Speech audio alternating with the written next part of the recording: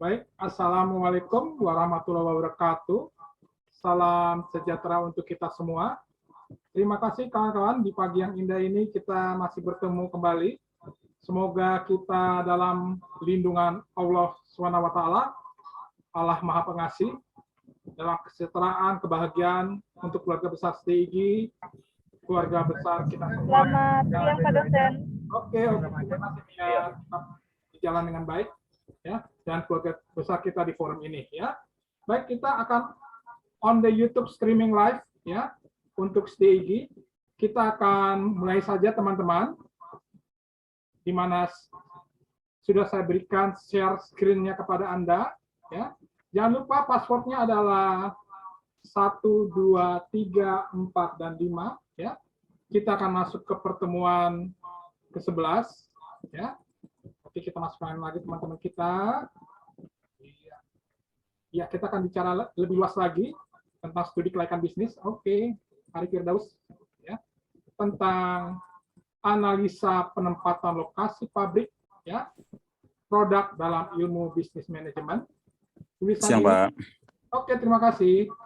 Tulisan ini oleh Pak Irham Fahmi, saya sendiri, Parlindungan, lalu Pak Halim Mahfud, dan Ibu Tita Detiana. Ya. Bagaimana definisi penempatan lokasi pabrik? Ya, menyatakan bahwa penempatan lokasi pabrik adalah posisi keberadaan suatu kegiatan produksi di tempat yang sesuai dengan ruang lingkup bentuk bisnis tersebut. Posisi lokasi produksi harus bersifat fleksibel karena semua itu disesuaikan dengan bentuk bisnis atau usaha yang dijalankan. Bagaimana kita menempatkan perhitungan-perhitungan pendekatan skala-skala ekonomi sebagai salah satu acuan dalam mengambil keputusan yang telah kita buat. Nah, kita lanjutkan kawan-kawan. Bagaimana faktor mempengaruhi keputusan lokasi penempatan pabrik? Nah, di sini Bapak Halim Mahfud ya, dari Universitas Pembangunan Nasional Veteran Jakarta berpendapat faktor-faktor yang mempengaruhi keputusan lokasi ada beberapa hal. Pertama, ekonomi pasar. Kedua, komunikasi internasional yang semakin global, ya, bahasa Inggris yang semakin baik ini, kawan-kawan. Tiga, perjalanan pengiriman yang lebih cepat dan tepat waktu, ya. Lalu keempat, kemudahan perpindahan arus modal antar negara melalui perbankan, internet banking, ATM, dan berbagai hal. Lalu kelima, diferensiasi atau perbedaan tenaga kerja yang semakin tinggi dan semakin meningkatkan kualitas. Nah, salah satu pendekatan yang digunakan mengidentifikasi faktor penunjang keberhasilan adalah sebagai berikut tentang critical success factor, ya, terdiri 6, yaitu risiko politik, peraturan sikap, insentif pemerintah, ya, yang pertama. Kedua, pasti ada permasalahan budaya dan ekonomi. Ketiga, lokasi pasar. Keempat, ketersediaan pasok komunikasi dan energi. Kelima, ketersediaan bahan baku, sikap budaya, culture behavior, productivity, biaya tenaga kerja. Dan selanjutnya kita lihat kawan-kawan, ya, risiko nilai tukar dan mata uang ya akan terjadi apabila terlalu terjadi inflasi antara rupiah dan dolar. Selanjutnya kita lihat di mana salah satu permasalahan titik terpenting penunjang keberhasilan lainnya adalah saya mengutip dari Bapak Irham Fahmi bahwa adanya tidaknya perusahaan saingan yang berkedudukan di Jakarta yang sama dengan menggunakan tenaga kerja yang sama sejenisnya. Lalu kedelapan, adanya tidaknya serikat pekerja, tingkatan pengangguran di daerah-daerah harus dipertimbangkan. Lalu Pak Fahmi juga menyatakan besarnya kecil pengaruh perbedaan golongan ras, agama, dan suku daerah tersebut, ya, menurut Bapak Irham Fahmi. Lalu ke-10, kadar premanisme di daerah yang bersangkutan sering terjadi, ya, penjualan tenaga kerja perusahaan yang mengakibatkan tenaga kerja secara resmi dimiliki oleh karyawan harus menganggur, dan kadangkala ya terjadi premanisme atau pungli, ya. Nah, iya, mohon maaf nih terloncat sangat jauh. Untuk memilih lokasi, paling tidak ada 4 lokasi yang harus dipertimbangkan kawan-kawan. Pertama, lokasi kantor pusat, lalu lokasi untuk pabrik, lokasi untuk gudang, dan lokasi untuk kantor cabang. Sebagai contoh, kita ambil PT Aqua, ya, kantor pusatnya ada di Pulau Gadung, pabriknya ada di Sukabumi, ya, gudangnya ada di beberapa tempat, Ciputat, ya dekat rumah saya, ya, dan beberapa tempat lainnya di Jabodetabek. Lalu lokasi untuk kantor cabang, ya, harus tersedia di Medan, di Jakarta, di Bandung, ya, di Surabaya, dan berbagai kota-kota besar Jakarta lainnya, ya. Selanjutnya mari kita lihat strategi tepat, ya. Di mana strategi tepat dalam bahasa Inggrisnya, ya, mungkin silakan dicatat dan screenshot, ya. Artinya strategi tepat, ya, ini berbicara target profit increase the company business group is success and consumer confidence, ya. Artinya T-nya, target laba merupakan sukses perusahaan bisnis grup dan kepercayaan konsumen. Tentunya kalau Anda mencapai target yang maksimal, itu merupakan kepercayaan kepada konsumen bahwa produk Anda memang dipercaya, disukai, dicari, dan diminati, dan berbagai hal. Ya. Target profit increase the company business group is success and consumer confidence. Artinya konsumen sangat nyaman dengan produk Anda. Ya. Lalu E-nya artinya expansion. Ekspansi, ya, expansion business to dominate the market as Indonesia market leader is vision and mission the company business group. Artinya untuk Indonesia ekspansi bisnis dengan menguasai pasar Indonesia adalah semangat cita-cita perusahaan bisnis group, ya. Kita ambil contoh perusahaan-perusahaan yang berhasil, Indofood, Unilever, Wings Group, ya, di mana produk mereka sudah menguasai pasar Indonesia sehingga memenuhi kepuasan dan keinginan konsumen, ya. Itu sangat penting sekali, ya. Lalu P-nya adalah high productivity, result, and quality are the engine of the company success, ya. Di mana produktivitas tinggi dengan hasil yang sangat memuaskan dan kualitas merupakan mesin sukses perusahaan bagi perusahaan bisnis grup, ya. Artinya Anda harus meningkatkan produktivitas tinggi dengan hasil yang tinggi dan juga kualitas, ya. Ini adalah merupakan sukses perusahaan, ya. Kita sudah pelajari bagaimana setiap produk harus mempunyai SNI, Standar Nasional Indonesia, atau ISO, ya. Artinya produk yang kita lepas atau kita jual adalah produk yang berkualitas, ya. Lalu A-nya apa nih kawan-kawan? Ya, A-nya adalah action takes decision for customer requests and desire and also follow change in technology. Artinya Anda harus melakukan keputusan cepat bagaimana memberikan kepuasan konsumen dan permintaan dan juga mengikuti perkembangan teknologi, ya. Contoh misalkan produk Indofood atau Indomie, ya, berkualitas dengan berbagai rasa serta ada rasa soto Bandung, soto Makassar, kari ayam, mie goreng rasa Padang, dan berbagai hal sehingga konsumen merasa diperhatikan. Ini penting sekali kawan-kawan, ya. Lalu T-nya trying to make the entire brand's business network integrated and submit to the head office. It means artinya berusaha agar seluruh kantor cabang di seluruh Indonesia dan juga cabang-cabang di luar negeri tetap kompak, satu komando, ya, satu visi dengan kantor pusat, ya, satu visi dan satu misi, ya. Ini hampir sama dengan doktrin di TNI Polri, ya, harus kompak, ya, harus mantap, ya, satu visi satu misi sehingga perusahaan itu atau organisasi bisa maju bersama, ya. Nah, selanjutnya kita lihat kawan-kawan. Iya.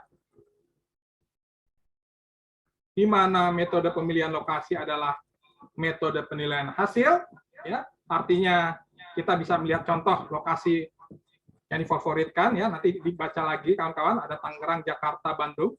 Ini menurut Bapak Irham Fahmi bahwa kota Tangerang relatif penilaian hasilnya sangat bagus, sangat oke, ya.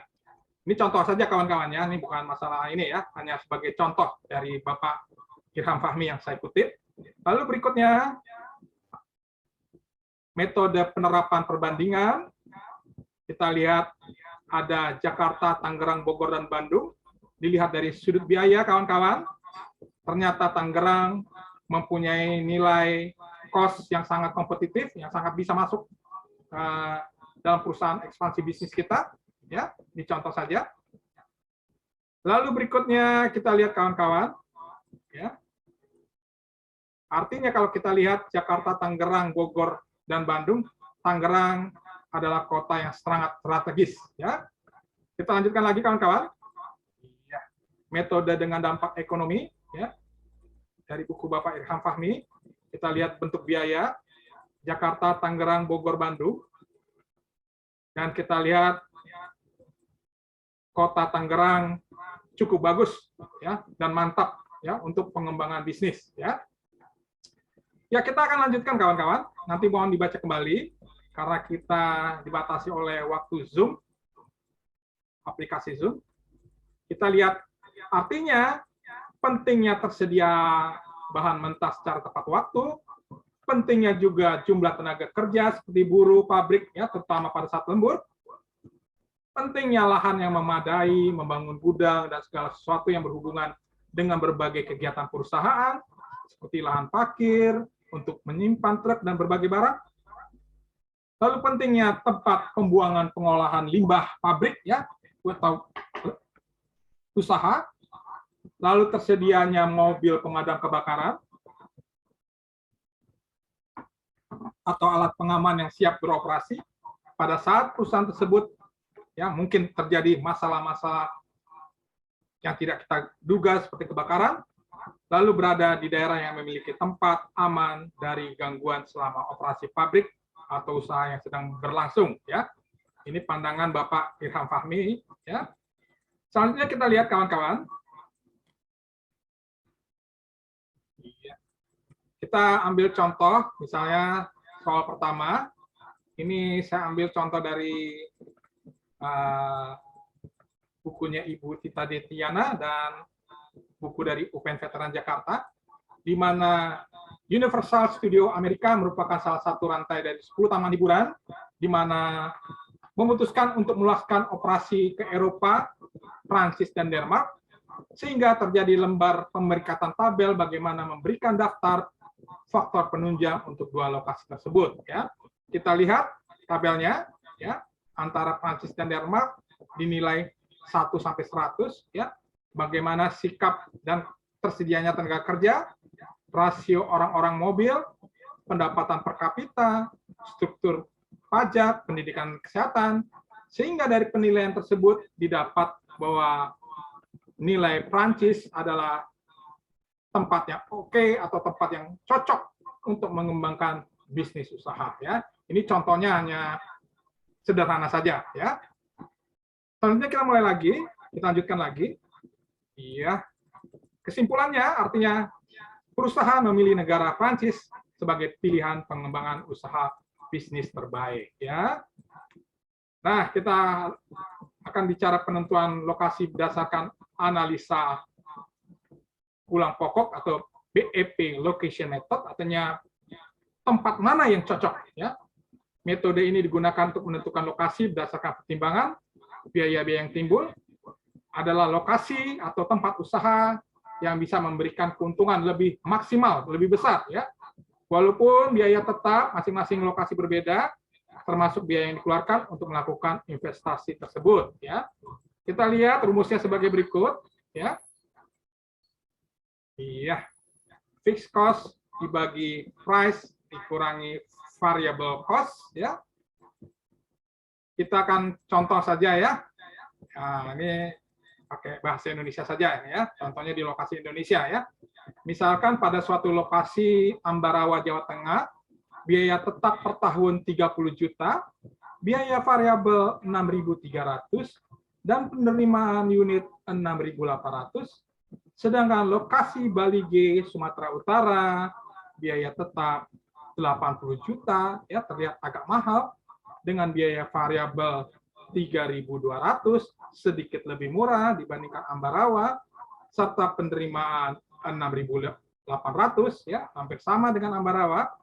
Estimasi penjualan per tahun adalah 25.000 unit sepatu untuk lokasi Ambarawa dan kota Bali G. Ya.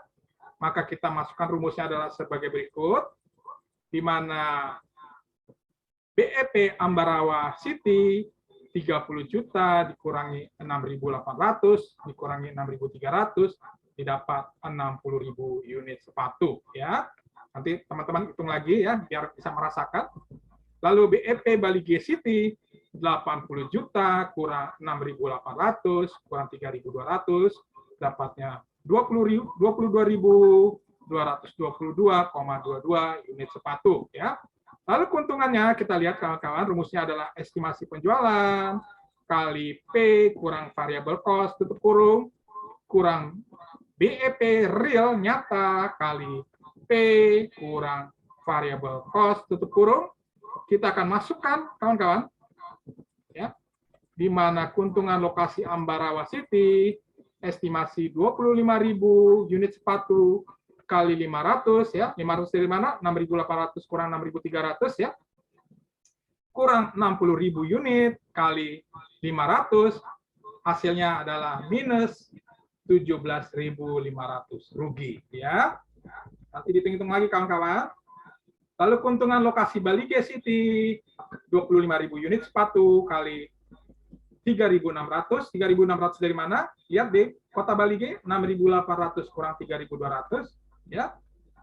Sehingga kita kurangi 22.022,22 kali 3.600 ya. Tadi sisanya di atas ini ya. Hasilnya dapatnya 10 juta rupiah ya. Kita bulatkan saja.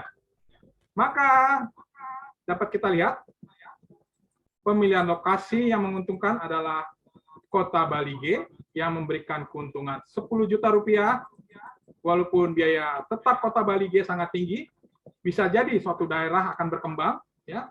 Memang dibutuhkan modal awal besar, tetapi tingkat biaya variabel seperti buruh, perizinan, usaha dan sebagainya, mungkin pemerintah di sana biayanya sangat rendah ya. Apabila memilih lokasi Ambarawa, maka tingkat kerugian bagi perusahaan adalah 17.500.000 rupiah ya. Ini contoh ya pertama. Nah, kita tambahkan lagi lah contoh kedua ya. Sebuah perusahaan karburator mobil Ford sedang mempertimbangkan 3 lokasi untuk pabrik barunya, yaitu kota A, kota B, Boli, kota C, Chicago. Studi kelayakan bisnis mengindikasikan biaya per tahun adalah $30.000, $60.000 kota B, $110.000 kota C, biaya variabel $75 per unit kota A, $45 kota B, $25 kota C ya. Harga selling price adalah $120 ya. Perusahaan berharap menemukan lokasi yang paling ekonomis apabila jumlah penjualannya 200 unit karburator ya. Pertanyaannya, tentukan lokasi yang ideal dengan total biaya terendah. Lalu berapa keuntungan margin dengan total biaya terendah? Ketiga, kita gambarkan grafik BEP-nya dengan 3 kota tersebut ya. Nah, kita akan lihat, kita masukkan kota A, kota B, kota C. Biaya tetap $30.000, $60.000, $110. Biaya variabel $75, $45, $25. Kita masukkan rumus-rumus tersebut ya. Total cost sama dengan fixed cost, biaya tetap tambah variable cost, $30 tambah $75 kali 2.000 unit, dapatnya $180.000. Lalu kota B dimasukkan nilainya, nanti dilihat lagi kawan-kawan, dapat $150. Kota C mendapatkan nilai $160 ya. Ternyata dengan biaya terendah adalah $150.000 adalah kota B ya.